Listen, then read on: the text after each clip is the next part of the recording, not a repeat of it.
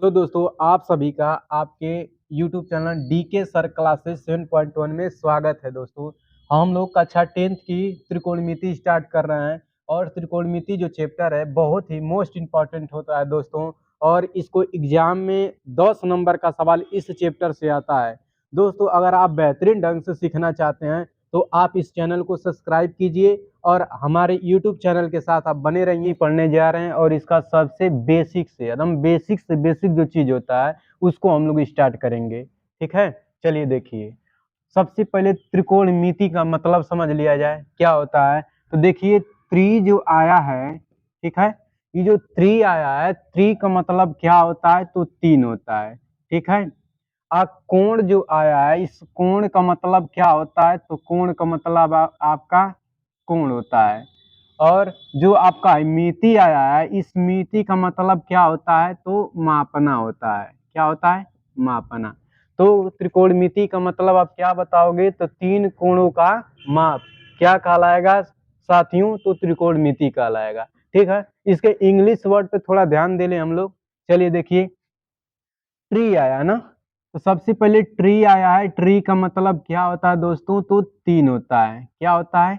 3 होता है। जो गान आया है, इस गान का मतलब क्या होता है तो इस गान का मतलब होता है भुजा। क्या होता है? भुजा होता है। और जो मेट्री आया है, इसका मतलब क्या होता है? मापना। क्या होता है? मापना। तो इसके इंग्लिश वर्ड पे क्या हो गया तो 3 भुजाओं का माप क्या कहलाता है? त्रिकोणमिति। या 3 कोणों का माप क्या कहलाता है? त्रिकोणमिति। तो उम्मीद करते हैं त्रिकोणमिति के बारे में आपको अच्छे से समझ में आया होगा। 3 कोण या 3 भुजा हम आपसे पूछे किस में आता है तो आप सबको पता है कि 3 भुजा या 3 जो कोण होता है वो किस में आता है तो आपको पता है वो किस में आता है तो त्रिभुज में आता है। हमको त्रिभुज कौन सा सिलेक्ट करना है दोस्तों यहाँ पे तो त्रिभुज हम कौन सा लेंगे तो इसमें समकोण आपको त्रिभुज लेना है। जो पूरी की पूरी जो हम लोग त्रिकोणमिति पढ़ेंगे किसके बारे में पढ़ेंगे तो समकोण त्रिभुज के बारे में हम लोग पढ़ेंगे। त्रिभुज क्या होता है तो जिसका एक कोण 90 डिग्री का होता है तो उसे हम क्या कहते हैं तो समकोण त्रिभुज कहते हैं। तो देखिए, सबसे पहले हम समकोण त्रिभुज बना रहे हैं। उसमें सबसे पहले हम लोग जानेंगे समकोण त्रिभुज के बारे में। उसमें सीखेंगे लंब क्या होता है, फिर हम लोग सीखेंगे आधार क्या होता है। ठीक है, फिर हम लोग सीखेंगे क्या कोण क्या होता है। इनके बारे में हम लोग अच्छे से जानकारी लेंगे। आपका ये बेसिक चीज अगर क्लियर है हर एक चीज तो आप त्रिकोणमिति में बहुत ही बेहतरीन कर पाओगे और 10 नंबर आपका इस चैप्टर से कहीं जाने वाला नहीं है। तो देखिए, समकोण त्रिभुज हम बना रहे हैं तो आप ध्यान दीजिएगा। ठीक है, तो देखिए एक समकोण त्रिभुज हम बना रहे हैं। कौन सा? तो इसका नाम दे दें, इसको कह दें ए बोल दें, इसको बी बोल दें और इसको क्या बोल दें सी बोल दें। ठीक है, इसको ए बोलें, इसको बी बोलें, इसको सी बोलें। तो देखिए हाई कौन सा एंगल है तो आप सबको पता है कि 90 डिग्री है। तो देखिए 90 डिग्री के सामने वाली भुजा को हम लोग क्या बोलते हैं तो कोण कहते हैं। तो आप बताइएगा इस 90 डिग्री के सामने वाली भुजा कौन सी आ रही है तो ए सी आ रही है। इसको आप क्या नाम दोगे? इसको आप बोलोगे ए आपका कोण है। ठीक है, जिस कोण के सापेक्ष बात चलती है, जिस कोण के सापेक्ष बात चलती है उसके सामने वाली भुजा को क्या बोला जाता है तो लंब बोला जाता है दोस्तों। तो देखिए कोण ए है। ठीक है, अगर हम कोण ए के बारे में हम बात करें तो इसके सामने वाली कौन सी भुजा आएगी तो इसके सामने वाली आप भुजा देख रहे हो कौन सी आएगी? बीसी आएगी। तो इस कोण ए के सामने वाली भुजा कौन सी आ रही है तो बीसी आ रही है। इसको दोस्तों आप क्या बोलोगे तो इसको आप बोलोगे लंब बोलोगे। ठीक है, और जो बच गया वो आपका क्या कहलाएगा? आधार कहलाएगा। ठीक है, रुक लिया, स्टार्ट करा। देखिए दोस्तों, एक और हम समकोण त्रिभुज बना रहे हैं। इसमें आपको बताना होगा कौन लंब होगा, कौन आधार होगा, कौन कोण होगा। ठीक है, देखिए त्रिभुज बना दे, इसको हम यक्स बोल दें, इसको वाई बोल दें, इसको जेड बोल दें। तो ये 90 डिग्री है। तो बताइएगा 90 डिग्री के सामने वाली भुजा कहाँ कहलाएगी? सर्कल कहलाएगा। तो 90 डिग्री के सामने वाली भुजा आप सभी लोग बोले हो कोण कहलाएगी। बहुत बढ़िया बताए हो।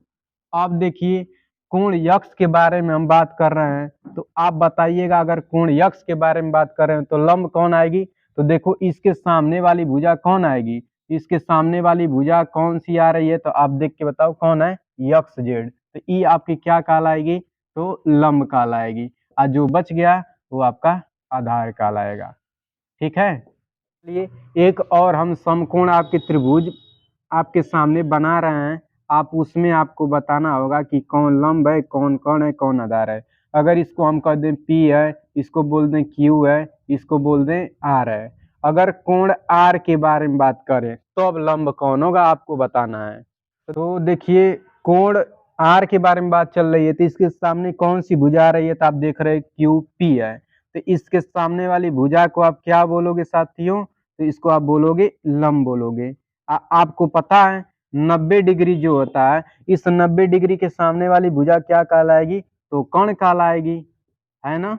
और जो बच गया हुआ आपका क्या कहलाएगा, तो साथियों वो आपका आधार कहलाएगा। ठीक है, तो लंब के बारे में लिख दिया गया है कि जिस कोण के सापेक्ष बात चलती है उसके सामने वाली भुजा लंब कहलाती है। जैसे कोण ए के सापेक्ष बात चली तो इसके सामने वाली भुजा लंब कहलाएगी। 90 डिग्री के सामने वाली भुजा को आप क्या कहोगे, कोण। तो देखिए 90 डिग्री के सामने वाली भुजा को क्या कर रहे हो, कोण, और जो बच गया आपका आधार कहलाएगा। लंब को देखिए, लंब को हम लोग अंग्रेजी में किस अक्षर से प्रदर्शित करेंगे, तो एल से। ठीक है, और आधार को अंग्रेजी में हम लोग किससे प्रदर्शित करेंगे, तो आधार को हम लोग ए से दिखाएंगे।